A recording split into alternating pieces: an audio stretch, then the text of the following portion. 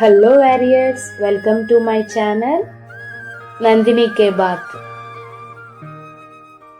Part 1లో independence day past and present కోసం మాట్లాడుకున్నాం కదా వారియర్స్. అయితే మన గ్రేట్ ఫ్యూచర్కి కారణమైన ప్రెజెంట్ యూత్ ఎలా ఉండాలని మన ఫ్రీడమ్ ఫైటర్స్ కోరుకున్నారో ఇప్పుడు చూద్దాం.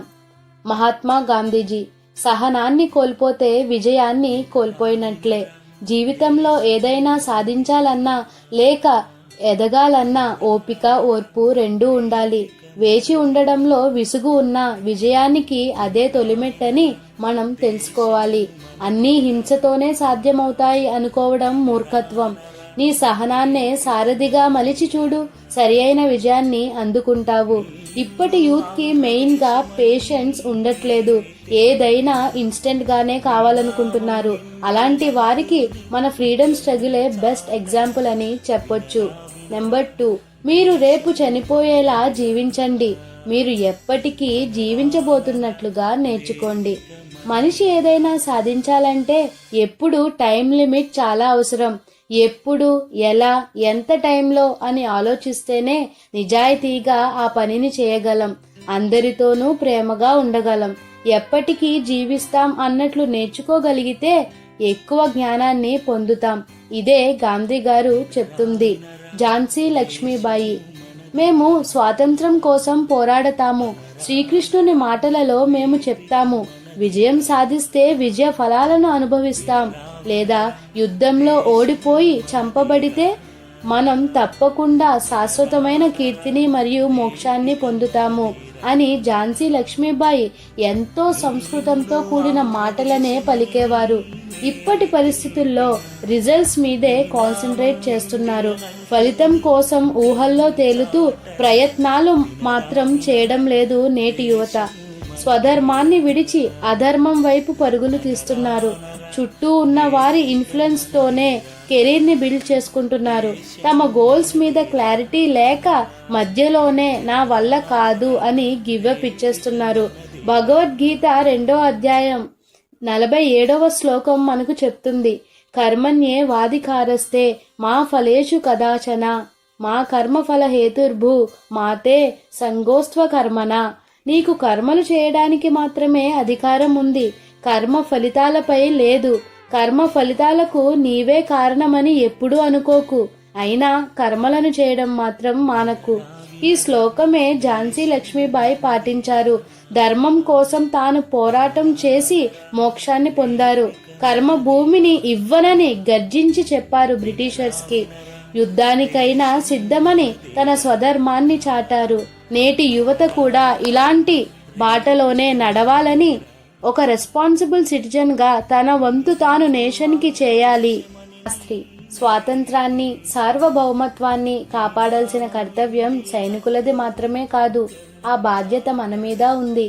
ఆ శత్రువు కంచెకు అవతలే ఉండాలని లేదు, లోపల ఉండవచ్చు. పారా ఉషార్.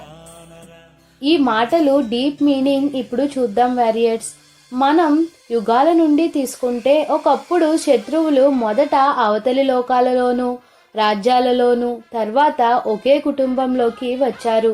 కానీ ఇప్పుడు ఈ కలియుగంలో మనిషిలోనే శత్రువు చేరిపోయాడు. నెగిటివ్ థాట్స్తో లోపల ఎంతో పాజిటివ్గా పైకి ఇలా నటిస్తున్నాడు. ఎంతో థాట్ పొల్యూషన్తో ఉంటున్నారు. అందుకే రోజు రోజుకి మనిషి మృగంలా తయారవుతున్నారు. దేశానికి నిజమైన స్వాతంత్రం ఎప్పుడొస్తుందంటే ఆ దేశంలో ఉన్న మనిషి ఆలోచనలు, మైండ్ సెట్ని ఇండిపెండెంట్గా ఉంచుకున్నప్పుడే.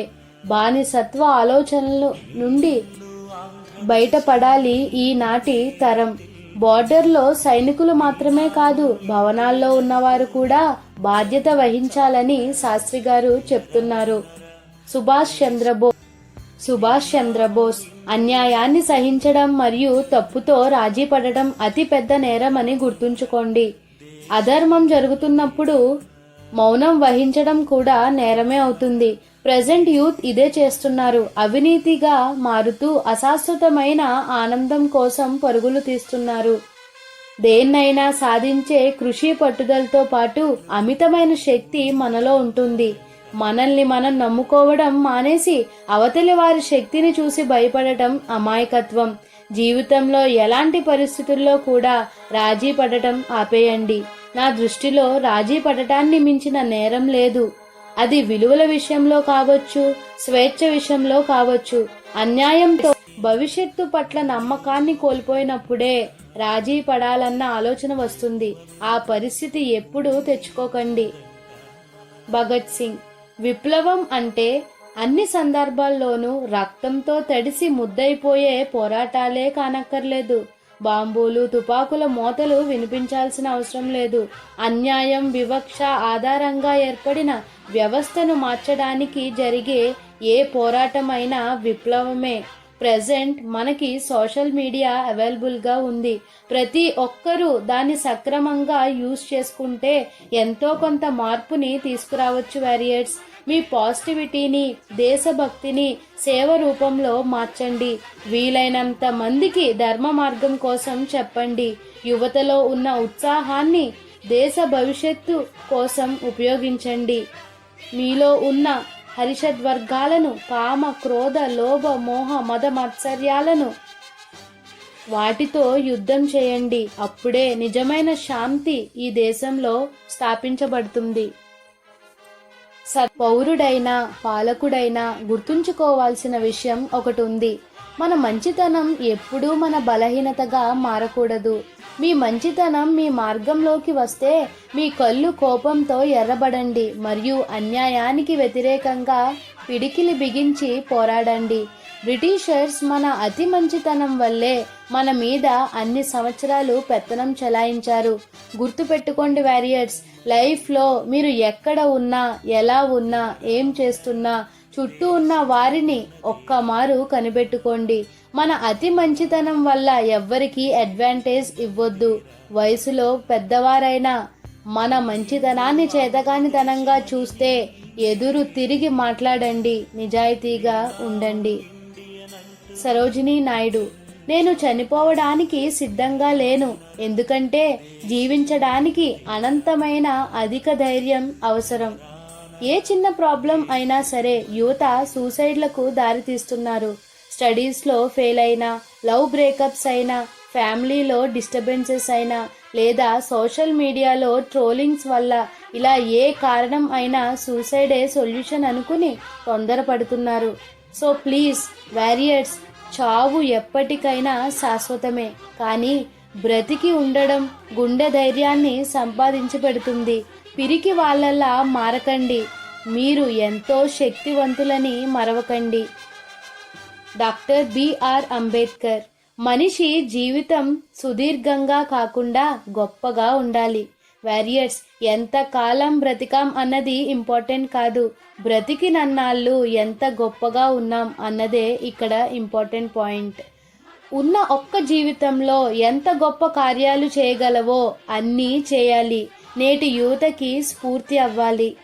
చివరగా ఒక మాట, ఇది లాలా లజపతి రాయ్ చెప్పింది. మనిషి తన గుణాల ద్వారా విజయం సాధిస్తాడు, ఇతరుల దయతో కాదు.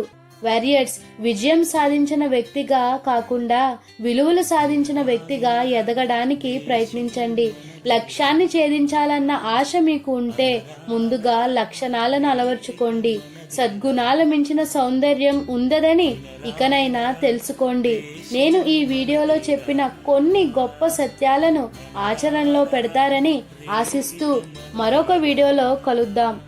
జై హింద్.